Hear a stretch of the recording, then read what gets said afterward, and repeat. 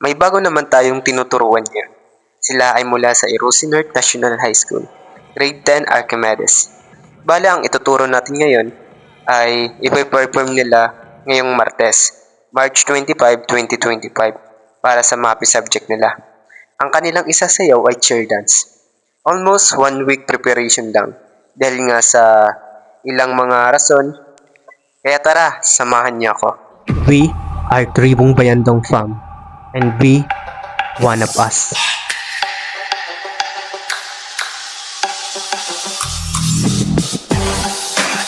Tara, samahan niyo ako. Isang makabuluhang araw na naman ang ating pagsasamahan. Kamusta? Ako si RJ Carino Lagunilla, ang choreographer, videographer at director ng Tribong Bayandong. Kaya tara, samahan niyo ako. Ipanalo natin to.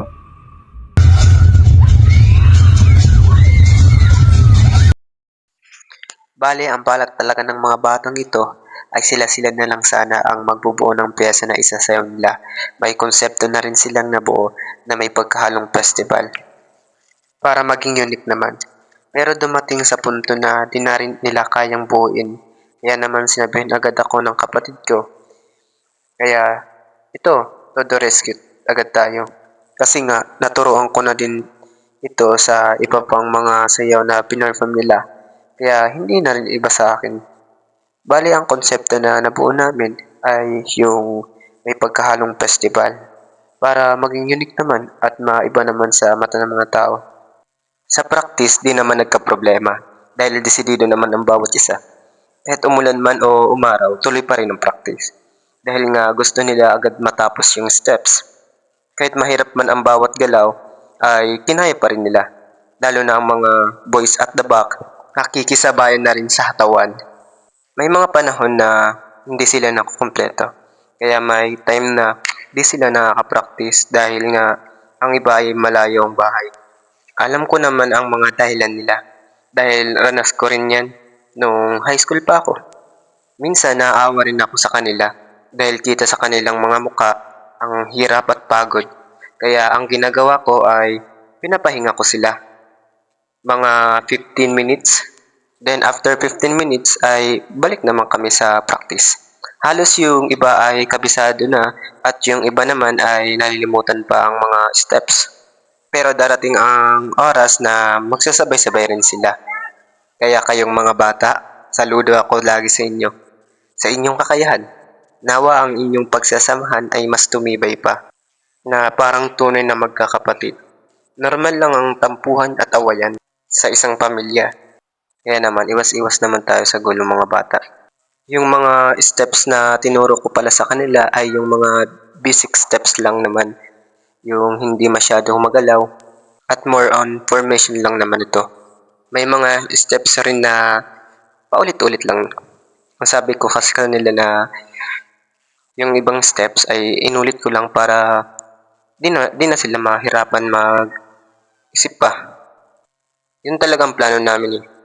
Yung iulit lang yung step at para makasabay yung mga lalaki. Dahil nga maiksing panahon lang ang binigay sa kanila. At ito yung twist. Hapon lang kami nakikita-kita. Dahil nga may klase sila. After ng klase nila ay pumupunta agad sila dito sa Kugon Elementary School upang dito mag-practice o mag-ensayo. Nilalakad nila ito mula sa kanilang paaralan papunta dito. Kaya pagpunta nila dito pagod na pagod sila. Minsan natatapos yung practice namin mga bandang alas 6 sakto. At yung iba ay uuwi ng madilim na at yung iba naman ay may susundo sa kanila.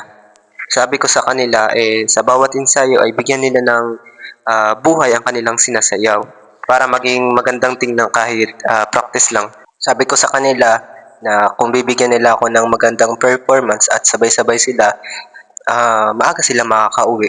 Kaya namang tuwang-tuwa mga ito nang marinig ang sinabi ko. Kaya binigay na nila ang kanilang best. Shoutout po kay Ate Gemaline Espedillo na palagi po kaming pinapayagan mag-practice sa elementary. Sa guro, at sa principal ng Kugon Elementary School. Maraming salamat po sa inyong lahat. Kung di dahil po sa inyong lahat, wala po kaming lugar na mapapraktisan. At hanggang dito na muna. Hanggang sa muli.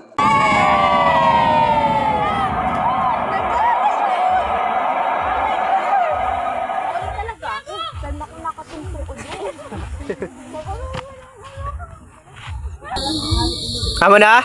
Thank